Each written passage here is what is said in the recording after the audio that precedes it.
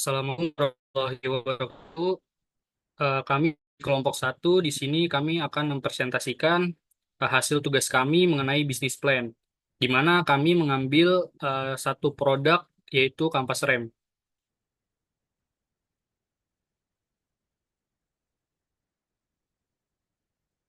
Oke, di sini kami beranggotakan 4 orang, di mana yang pertama ada teman saya Ahmad Rizal, kedua ada Burhanuddin, ketiga ada Muhammad Hafiz Al Putra, dan terakhir ada saya sendiri Muhammad Irfan Al Habsi. Oke, di sini selanjutnya langsung saja kita akan membahas mengenai kampas rem yang akan dilanjutkan oleh Ahmad Rizal. Oke, masuk ke pengertian kampas rem. Nah, kampas rem ini merupakan jenis bahan yang menggunakan cakram untuk memperlambat atau menghentikan kendaraan. Nah, cakram yang dipasang pada poros roda dan ditekan oleh bantalan rem yang terbuat dari bahan yang menghasilkan gesekan ketika bergesekan dengan cakram.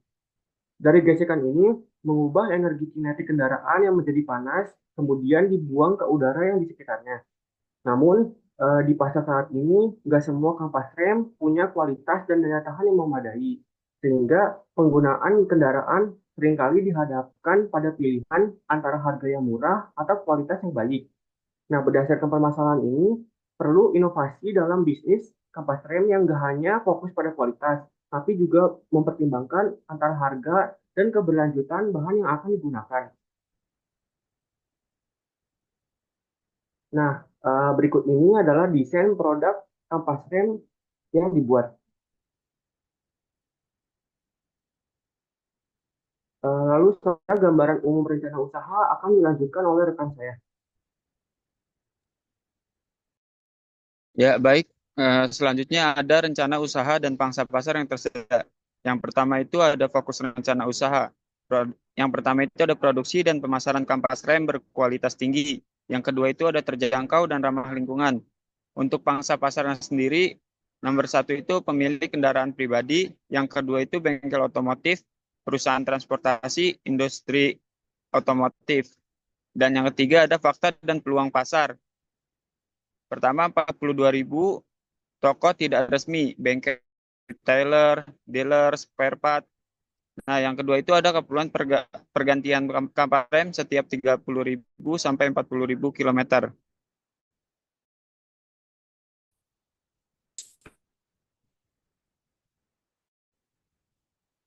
Selanjutnya ada analisis kelayakan usaha atau aspek pasar. Yang pertama itu ada peluang pasar. Yang contohnya pasar otomotif Indonesia, potensi distribusi melalui bengkel dan jaringan usaha lainnya. Yang kedua ada tren pasar, permintaan terhadap produk berkualitas dan ramah lingkungan meningkat. Yang ketiga ada kompetitor utama, yang itu mencakup merek internasional seperti Brembo, Bosch, Akebono, dan Bendix. Yang keempat ada strategi, yaitu penyesuaian harga dan fitur produk sesuai kebutuhan pasar.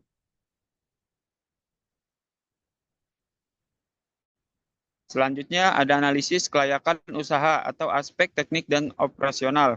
Yang pertama itu ada aspek produksi dan bahan baku, yaitu menggunakan bahan baku keramik murah, ringan, tahan panas, dan ramah lingkungan. Lalu ada kapasitas produksi awal yaitu 1.000 unit per bulan. Lalu mesin semi otomatis digunakan agar efisien dan hemat biaya. Yang kedua itu ada lokasi produksi. Daerah Bekasi biaya sewa dengan harga 5 juta per bulan. Yang kedua ada strategis dekat akses tol, kawasan industri, dan distributor bahan baku. Yang ketiga ada skalabilitas, yaitu kemampuan untuk meningkatkan produksi hingga 5.000 unit per bulan untuk memenuhi peningkatan permintaan sesuai kebutuhan pasar. Selanjutnya akan dibacakan oleh teman saya. Nah, di selanjutnya ini ada analisis kelayakan usaha atau aspek produk. Yang pertama itu ada komitmen. Penggunaan serat organik atau keramik untuk meningkatkan kualitas dan keberlanjutan.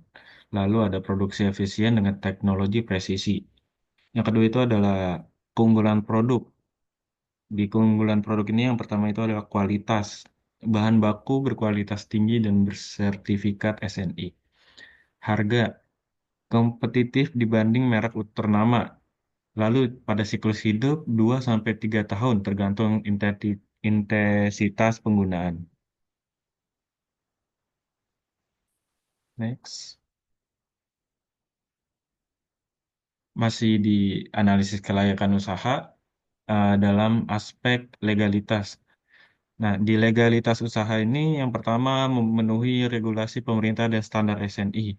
Yang kedua itu proses produksi yang memenuhi standar kualitas dan keamanan. Pada perizinan usaha, semua izin lengkap dan valid untuk beroperasi secara legal. Pada komitmen terhadap kepatuhan, fokus pada legalitas dan keberlanjutan usaha. Next. Nah, di sini ada analisis SWOT pada kekuatan atau strength. Itu produk berkualitas tinggi itu bahan tahan lama dan ramah lingkungan. Lalu yang kedua itu ada harga kompetitif, maksudnya kualitas baik dengan harga terjangkau. Lalu ada pasar potensial besar, yang maksudnya itu meliputi bengkel, retailer, dealer, dan transportasi. Lalu di sini ada kelemahan atau weakness. Yang pertama itu ada modal awal yang besar atau investasi riset dan teknologi produksi. Yang kedua itu kurangnya brand awareness atau membangun kepercayaan konsumen. Yang ketiga itu ada ketergantungan pasar lokal atau fokus hanya pada pasar Indonesia. Lalu di sini ada peluang atau opportunities. Di peluang ini ada yang pertama itu ada pertumbuhan kendaraan bermotor atau kenaikan jumlah kendaraan meningkatkan kebutuhan. Yang kedua itu tren ramah lingkungan atau peluang menjadi pelopor produk ramah lingkungan. Yang ketiga itu ada permintaan aftermarket.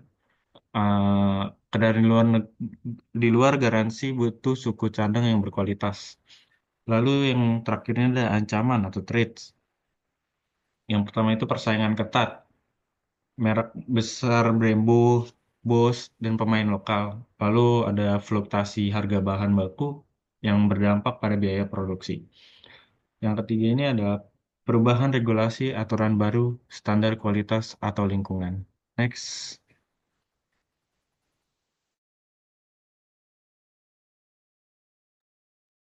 Oke, selanjutnya di sini ke inovasi. Jadi yang pertama kita melakukan diversifikasi produk. Jadi kami itu mengembangkan varian kampas rem untuk berbagai jenis kendaraan, kayak seperti motor listrik, terus mobil, atau kendaraan sport. Yang kedua, dari segi bahan ramah lingkungan. Jadi kami menggunakan bahan baku alternatif yang lebih ramah lingkungan untuk memenuhi tren global dan regulasi keberlanjutan.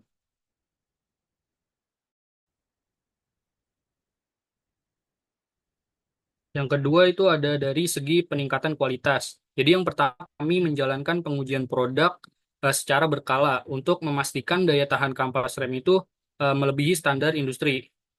Yang kedua kami mengusahakan mendapatkan sertifikat tambahan seperti ISO 9001 untuk manajemen mutu guna meningkatkan kredibilitas. Selanjutnya itu ada strategi pemasaran jangka panjang. Jadi kami pertama itu memperluas jangkauan pasar. Nah itu meliputi kerjasama bengkel, terus biasanya itu bermitra dengan lebih banyak bengkel di wilayah perkotaan dan pedesaan. Yang kedua itu kita melalui platform digital, yang yaitu mengembangkan aplikasi atau situs web resmi untuk menjual langsung ke konsumen akhir.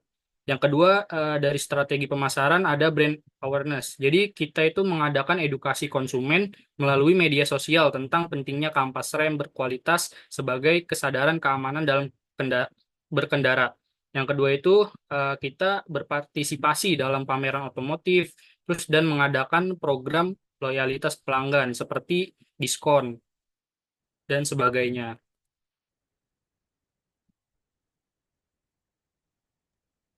Oke, selanjutnya yaitu masuk ke strategi operasional jangka panjang. Yang pertama yaitu otomatisasi proses, yaitu menambahkan teknologi otomasi untuk mengurangi biaya tenaga kerja dan meningkatkan kapasitas produksi yang berkualitas. Lalu pengelolaan bahan baku, yaitu menjalin hubungan jangka panjang dengan pemasok bahan baku untuk mendapatkan harga yang kompetitif dan pasokan yang lebih stabil. Oke, selanjutnya yaitu masuk ke metode pelaksanaan kampas rem. Pertama yaitu masuk ke tren pasar. Yang pertama, meningkatkan penjualan kendaraan bermotor. Contohnya itu penjualan kendaraan yang terus meningkat, jadi salah satu indikator meningkatnya kebutuhan akan kampas rem yang berkualitas. Yang kedua yaitu kesadaran keselamatan berkendara. Nah, pengemudi akan semakin sadar bahwa kampas rem dapat menjamin keselamatan mereka dalam berkendara. Yang ketiga yaitu penggunaan material yang ramah lingkungan seperti serat organik dan keramik. Nah, karena dengan material ini, kampas rem itu lebih unggul dari segi performa pengereman, tahan, serta minim polusi udara. Yang keempat yaitu permintaan produk aftermarket yang berkualitas tinggi. Selanjutnya masuk ke kompetisi pasar. Yang pertama itu industri kampas rem sangat kompetitif dengan merek besar seperti Brembo, Bosch, Akabono, dan lain-lain. Lalu produsen lokal juga punya peran yang penting, terutama di pasar yang lebih menekankan pada harga yang terjangkau.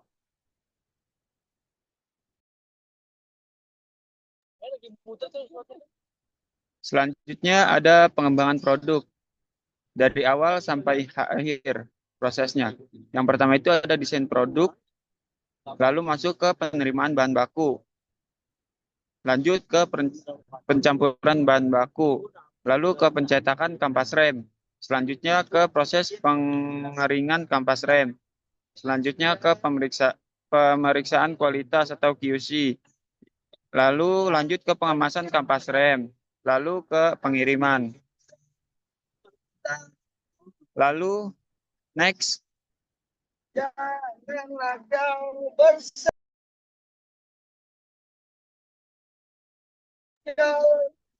Yang selanjutnya ada metode distribusi. Yang pertama ada itu distribusi langsung atau e-commerce dan toko online, Tokopedia, Shopee, dan lain-lain sebagainya.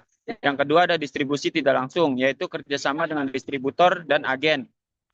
Lanjut ke kolaborasi dengan bengkel. Next.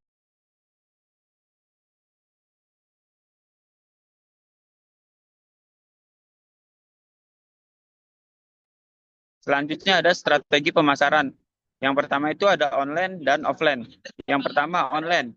Contohnya media sosial, konten kreatif di Instagram, Facebook, atau TikTok. Yang kedua ada SEO atau optimasi kata kunci untuk visibilitas mesin pencari. Lanjut ke yang offline. Strategi pemasaran offline itu yang pertama ada pameran dan event otomotif, promosi langsung, dan umpan balik pelanggan. Itu ada partnership dengan bengkel dan toko atau toko suku cadang. Next.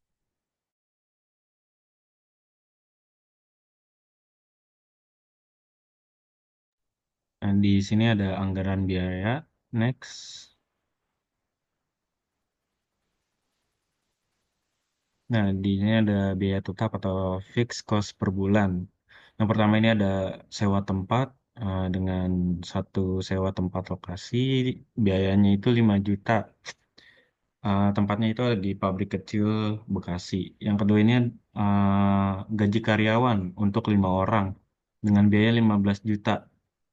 Di sini ada operator, produksi, dan tenaga umum itu 3 juta per orang. Selanjutnya ada penyusutan mesin dengan 1 unit. Harganya itu dengan biaya 2 juta. Harga mesin itu 80 juta dengan usia 3 tahun. Yang keempat itu ada satu paket penyusutan peralatan dengan biaya 500.000.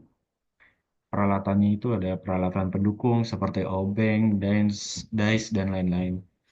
Yang kelima itu ada biaya utilitas seperti listrik, air, dan lain-lain. Dan biayanya itu mencapai 3 juta untuk operasional mesin dan penerangan. Lalu di sini ada administrasi dan biaya operasional lainnya itu dengan biaya 2 juta seperti telepon, internet, dan alat bantu lain dengan total biaya tetapnya itu mencapai 27.500.000.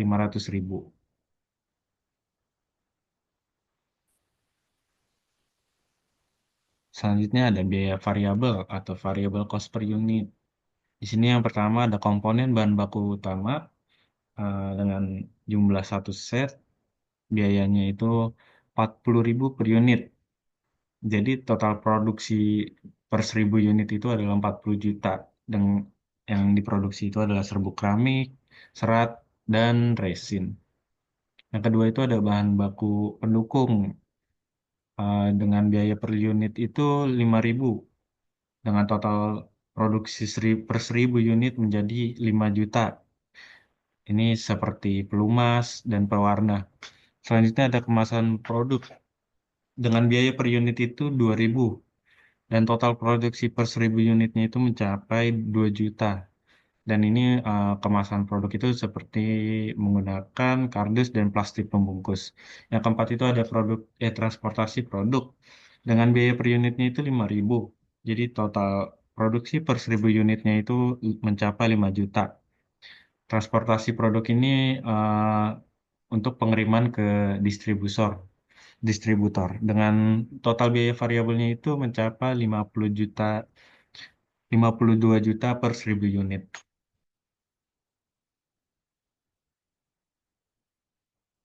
Nah, selanjutnya intensi awal dengan initial investment pada mesin cetak kapas rem dengan harga satu unitnya itu mencapai 80 juta. Mesin semi otomatis kapasitas 1.000 unit per bulan. Lalu di sini ada satu paket peralatan pendukung dengan biaya 10 juta yang berisi alat pemotong, cetakan, dan alat timbang. Yang ketiga ini ada bahan baku awal dengan jumlah 1.000 unit. Biayanya itu mencapai 40 juta untuk stok awal produksi pertama.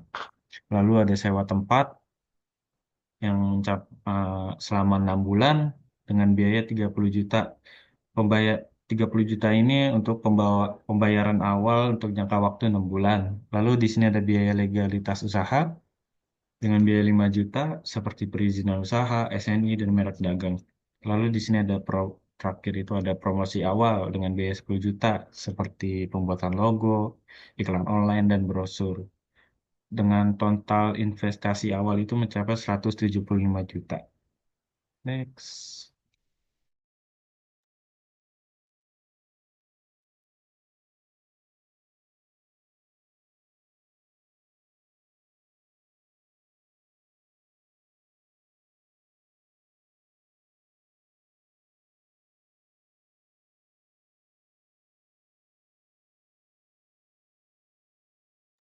Oke, selanjutnya di sini ada rekapitulasi anggaran biaya.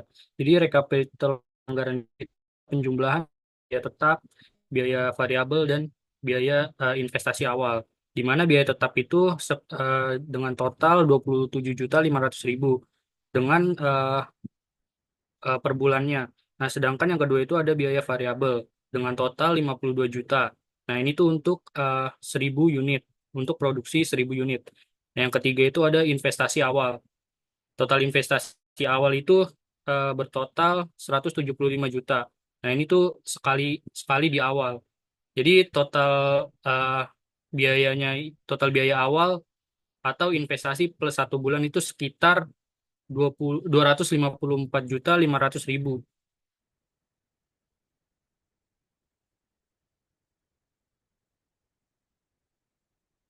Oke, di sini ada perhitungan biaya produksinya. Yang pertama itu ada harga pokok penjualan atau HPP, di mana HPP ini didapat dari biaya tetap ditambah biaya variabel dibagi dengan total produksi, di mana biaya tetapnya itu 27.500.000 ditambah dengan 52 juta, kemudian dibagi total produksi yaitu 1.000, maka didapat harga per unitnya itu sekitar 79.500 per unit. Yang kedua itu ada harga jual dan margin, di mana harga jualnya itu kita mematok dengan harga 100.000. Kemudian marginnya itu sekitar 20,5%. Maka keuntungan per unitnya itu sekitar 20.500. Terus yang ketiga itu ada proyeksi keuntungan per bulan. Nah, di sini total produksinya itu ada 1.000 unit. Kemudian pendapatannya itu 100 juta dikali 1.000 unit. 100.000 dikali 1.000 unit. Di mana pendapatannya itu adalah 100 juta. Nah, kemudian kita hitung nih laba bersihnya. Jadi laba bersihnya itu 100 juta dikurangin dengan 7.500.000. Maka laba bersihnya itu sekitar 20.500.000. Nah, kemudian kita ada yang terakhir itu ada payback period atau balik modal istilahnya. Nah, di sini di payback period itu ada modal awal, di mana modal awalnya itu sebanyak 54.500.000. Kemudian payback periodnya itu didapat dari 254.500.000 dibagi dengan 20.500.000 atau dibagi dengan laba bersih.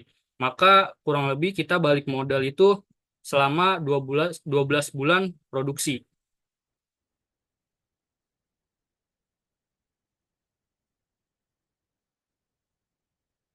Nah, mungkin sekian presentasi dari kelompok kami. Kurang lebih mohon maaf. Wassalamualaikum warahmatullahi wabarakatuh.